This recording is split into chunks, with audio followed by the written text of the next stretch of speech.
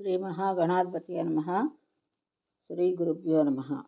గాయత్రి సహస్రనామాల్లో మిగతావి చెప్పుకుంటున్నాం.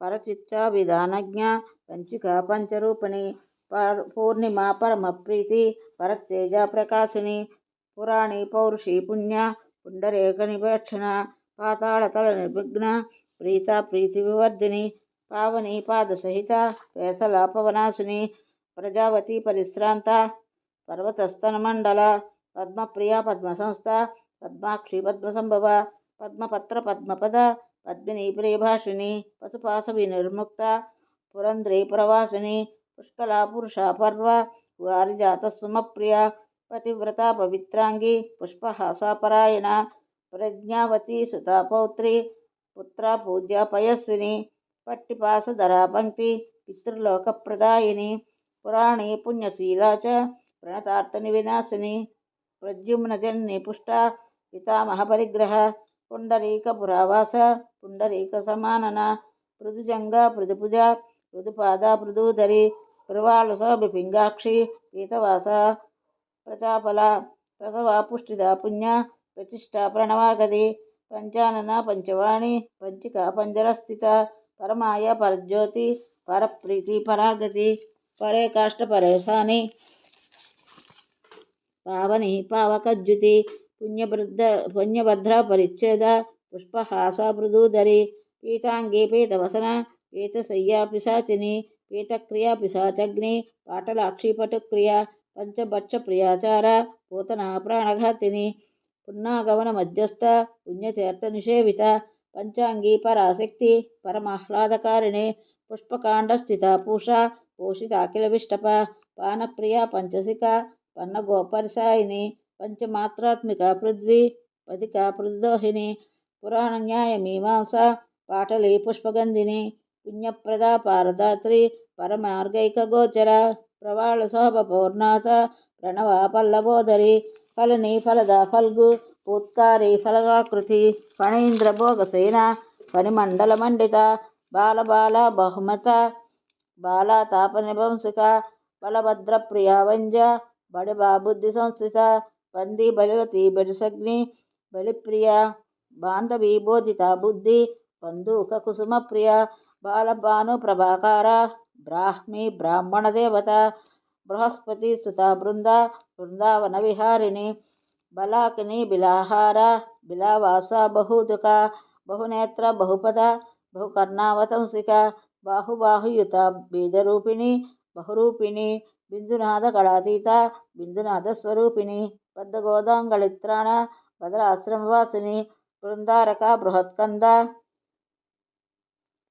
బృహతి బాణపాతిని బృందాధ్యక్ష బహునత బనిత బహువిక్రమ బద్ధ పద్మాసనాసీన బిల్వపత్రతలస్థిత బోధి ద్రుమ నిజావాస బడిస్థ బిందుదర్పణ బాల బాణ సనవతి బడబానల వేగిని బ్రహ్మాండ బహిరంతస్థ బ్రహ్మ కంకణ సూత్రిని భవాని భీషణవతి భావిని భయహారిణి భద్రకాళి భుజంగాక్షి భారతి భారతాశయ భైరవి భీషణాకార భూతిద భూతమానిల్ని భామిని భోగనిరత భద్రద భూరి విక్రమ భూతవాస భృగులత భార్గవి భూసురార్చిత భాగీరథి భోగవతి భవనస్థ విషగ్వర భామిని భాగిని భాష భవాని భూరి దక్షిణ భర్గావతి భీమవతి భవవంద విమోచిని భయనీయ భూతదాత్రి భువనేశ్వరి భుజంగవలియా భీమ వేరుండా భాగదేయిని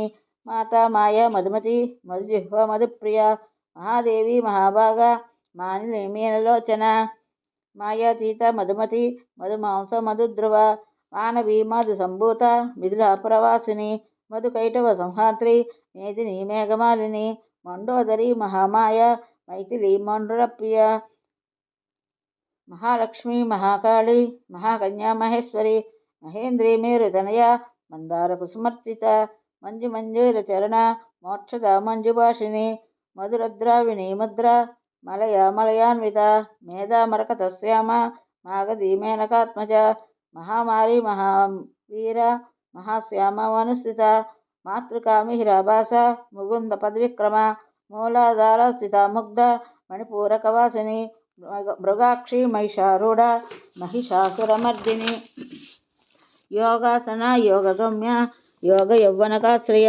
యౌవని యుద్ధ మధ్యస్థ యమునా యుగధారిణి యక్షిణి యోగయుక్త యక్షరాజ ప్రసూతిని యాత్రాయాన విధానాద్య యదువంశ సముద్భవ యకారాది హకారాంత యర్షి యజ్ఞరూపిణి యామిని యోగ నిరత యతిదాన భయంకరి రుక్మిణి రమణి రామ రేవతి రేణుకారతి రౌద్రీ రౌద్ర ప్రియాకార రామమాతా రతిప్రియ రోహిణీ రోజ్జితారేవ రమా రాజీవలోచన రాకేశీ రూపసంపన్న రత్నసింహాసన స్థిత రక్తమాల్యాంబుధర రక్తగంధానులేపన రాజహంస సమారూఢ రంభా రక్తబలిప్రియ రమణీయ యుగాధార రాజితాకిల భూతల రుచర్మ పరిధాన రజనీ రత్నమాలిక రోగేశీ రోగశమని రావణీ రోమహర్షిణి రామచంద్ర ప్రదాకాంత రావణచ్ఛేదకారిణి రక్తవస్త్ర పరిచ్ఛిన్న రథస్థా రుక్మభూషణ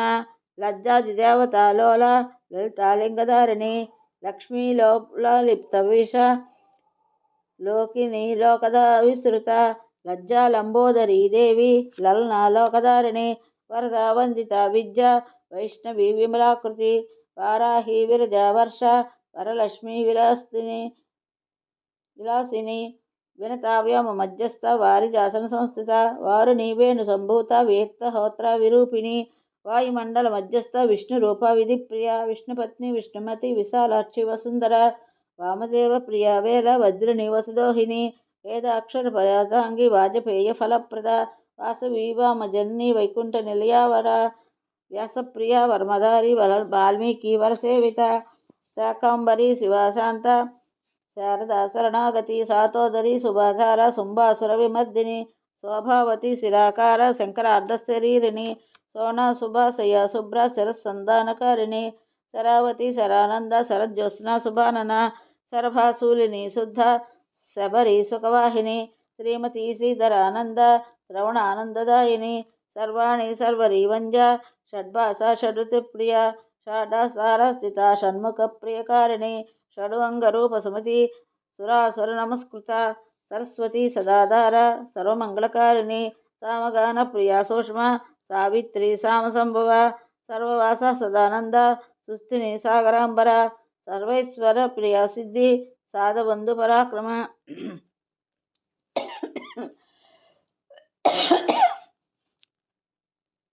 సప్తర్షమండలగత సోమమండలవాసిని సర్వజ్ఞ సాంద్రకరణ సుమనాధికవర్జిత సర్వత్వంగ సంగహీన సద్గుణ సకలేష్టిద సరగా సూర్యతనయ సుకేశి సోమ సంహృతి హిరణ్యవర్ణహరిణి లీంకారి హంసవాహిని శ్యామవస్త్ర పరితాంగి క్షీరాబ్ది తనయాక్షమ గాయత్రి చైవ సావిత్రి పార్వతీ సరస్వతి వేదగర్భ వరారోహ శ్రీ గాయత్రీ పరాంబిక ఇది సహస్రకం నామం గాయత్రచ్చైవ నారద పుణ్యదం సర్వపాపఘ్నం మహాసంపత్తిదాయకం. ఇది నారద గాయత్రీదేవి యొక్క సహస్రనామం. అత్యంత పుణ్యప్రదం, సర్వపాప నివారకం, మహాసంపత్తిదాయకం. వీటిని జపిస్తే గాయత్రీదేవి ఎంతగానో ఆనందిస్తుంది, అనుగ్రహించి అభిష్టవరాలు కురిపిస్తుంది. అష్టమి తిథి నాడు గాని పఠిస్తే విశేషంగా ఫలితం వస్తుంది. జపం చేసుకుని పూజలు హోమాలు జానాలు ముగించుకుని ఈ 1000 నామాలను పఠిస్తే చాలు భుక్తి ముక్తి లభిస్తాయి. ఇది అత్యంత గుహ్యమైన నామశాస్త్రం. ఎవరికి పడితే వాళ్ళకి చెప్పేయకూడదు. మంచి భక్తుడవు కాదా, మంచి శిష్యుడవు కాదా అని పరీక్షించి అప్పుడు ఉపదేశించాలి. భ్రష్టులైన సాధకులకు బంధువులకు అస్సలు చెప్పకూడదు. ఈ లిఖితప్రతిని ఎవరి ఇంట్లో ఉంటే వారికి ఇంకా భయమే లేదు. అతి చంచలం అనిపించుకున్న లక్ష్మీదేవి వారి ఇంట్లోనే స్థిర నివాసం ఏర్పరచుకుంటుంది. దరిద్రులకు ఇది నిధి వంటిది, ముముక్షువులకు ముక్తి రూపం, రోగార్తులకు దివ్యౌషధం, బంధితులకు బంధ విమోచనం, బ్రహ్మహత్యాది మహాపాపాలు సైతం నశింపచేస్తుంది.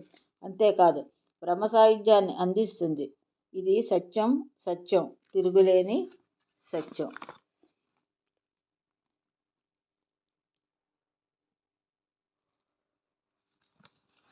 నారాయణ మహర్షి రకరకాల పూజలు, ధ్యానాలు, అనుష్ఠాలు వివరంగా తెలియజేశావు. కానీ వాటికి సంబంధించిన దీక్ష ఎలాంటిది? అది కొంచెం వివరించు. నారద, ఏ వ్రతానికైనా దీక్ష ముఖ్యం. అది లేనిదే పూజ చేసే అధికారమే సిద్ధించదు. దీక్ష దివ్యజ్ఞానాన్ని ఇస్తుంది, పాపాలను క్షమింపజేస్తుంది. వేద తంత్ర విశారదులు ఇలా అని నిర్వర్తించారు. కనుక దేవగురు వహ్ని పూజలన్నింటిలోని దీక్షా స్వీకారం తప్పనిసరి. దీక్షను ఇచ్చిన వారు, పుచ్చుకున్నవారు కూడా విశుద్ధులవుతారు. దీక్షనిచ్చే గురువు ప్రాతకాలంలో స్నాన సంధ్యాధికారులు యథావిధిగా ముగించుకుని కమండలంలో జలం నింపుకుని మౌనిగా నదీ తీరం నుంచి ఇంటికి రావాలి. సరాసరి యుగమంటపం దగ్గరలో శంశాసనం వేసుకుని కూర్చోవాలి. ఆచమించాలి. ప్రాణాయామం చెయ్యాలి. కమండల జలంలో గంధ పుష్పాలు కలుపుతూ అష్టమంత్రాలను 7 సార్లు అస్త్రమంత్రాన్ని 7 సార్లు జపించాలి. అదే మంత్రాన్ని పఠిస్తూ ఆ నీళ్లలో యాగమంటపాన్ని సంప్రోక్షించాలి. ఊర్ధ్వదుంబరంలో గణపతి పూజ చెయ్యాలి. లక్ష్మీ సరస్వతులను పువ్వులతో అర్చించాలి. ద్వార దక్షిణ గంగా గణపతులను, యమునా క్షేత్రపాలకులను విశ్వసించి అర్చించాలి. గుమ్మంలో అస్త్రమంత్రంలో అస్త్రదేవి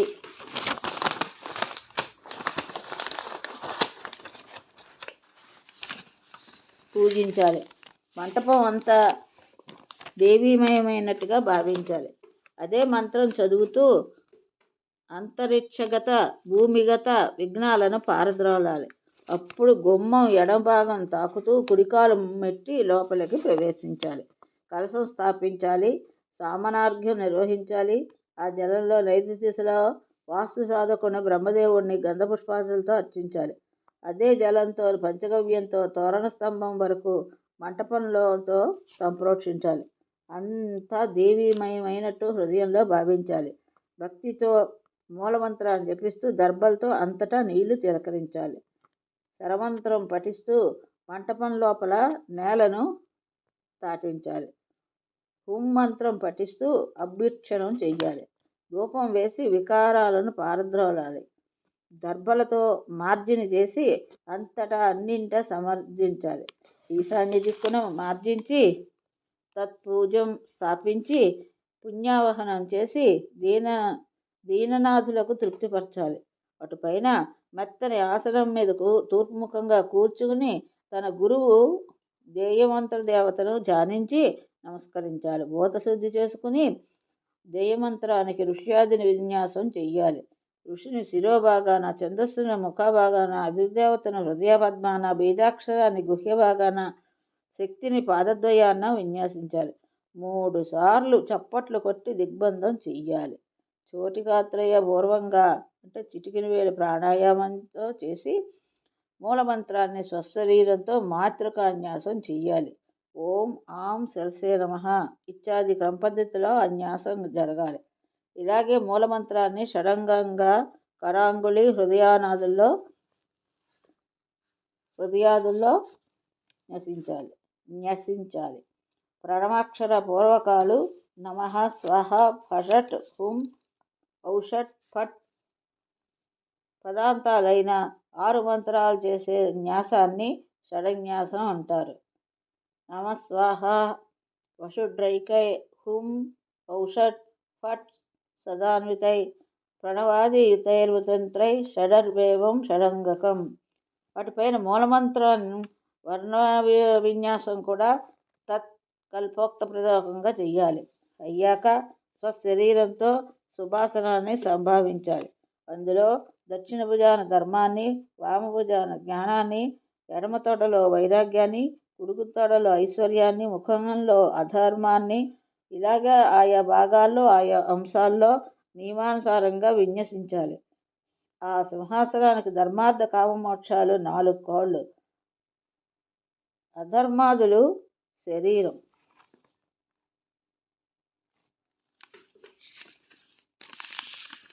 సింహాసనంలో మధ్య భాగంలో హృదయం. అది మృదువు కనుక అక్కడ అనంతరూపమైన ప్రపంచ పద్మాన్ని విన్యసించాలి. ఆ నిర్మల పద్మంలో సూర్య చంద్ర పావకులను కళాలతో సహా సమంత్రంగా న్యసించాలి. సూర్యుడికి 12, చంద్రుడికి 16, అగ్నికి 10 కళ్ళలు ఉంటాయని పెద్దలు చెప్పారు. వాటితో సహా వారిని ధ్యానించాలి. ఈ ముగ్గురిని పైని సత్వ రజ తమో గుణాలుగా సంభావించాలి. ఆత్మ, అంతరాత్మ, పరమాత్మ, జ్ఞానాత్మ న్యసించాలి. ఇది పీఠకల్పన. అముకాసనాయ నమః ఇత్యాది మంత్రాలతో ఆసన పూజ చేసి దాని మీద పరాంబికను ధ్యానించి ఆవాహన చెయ్యాలి. దేయమంత్ర అధిదేవతను కూడా ఇలాగే కల్పోక్త ప్రకారం ఆవాహనం చేసి మానసోపచారాలతో అర్చించాలి. ముద్రలు ప్రదర్శించాలి. అవి దేవికి ఆ ముద్రలు ఆనందకారకాలు. అటుపైన శరీర మండప వామభాగంలో షట్కోణ మండలాన్ని, దానిలో వర్తుల మండలాన్ని దాని మధ్యలో, చతురస్ర మండలాన్ని దాని నడుమ, త్రికోణ మండలాన్నేమో లిఖించాలి. అందులో శంఖముద్రను ప్రదర్శించాలి. షట్కోణాల్లో షడంగాలను పూలతో పూజించాలి. ఆగ్నేయాది కోణంలో ఈ షడంగార్చన చెయ్యాలి. శంకునికున్న ఆధారపాత్రను తీసి అస్త్రమంత్రోదకం ప్రోక్షించి ఆ మండలంలో స్థాపించాలి. మం వహ్ని మండలాయమ అనే మంత్రంతో దశకళాత్మకుడైన అగ్నిని అర్చించాలి. ఆధారపత్ర స్థావరంలో ఆముఖదేవ్య అర్ఘ్యపాత్రస్థానాయ నమః అంటూ ఆ మంత్రాన్ని పఠించాలి. ఈ ఆధారపాత్రకు తూర్పు నుంచి ఆరంభించి ప్రదక్షిణానుక్రమంలో అగ్నిగళలు 10ని పూజ చెయ్యాలి. అటుపైన మూలమంత్రంతో శంఖాన్ని ప్రోక్షించి ఆధారపాత్రలో ఉంచాలి. అప్పుడు మూలమంత్రమే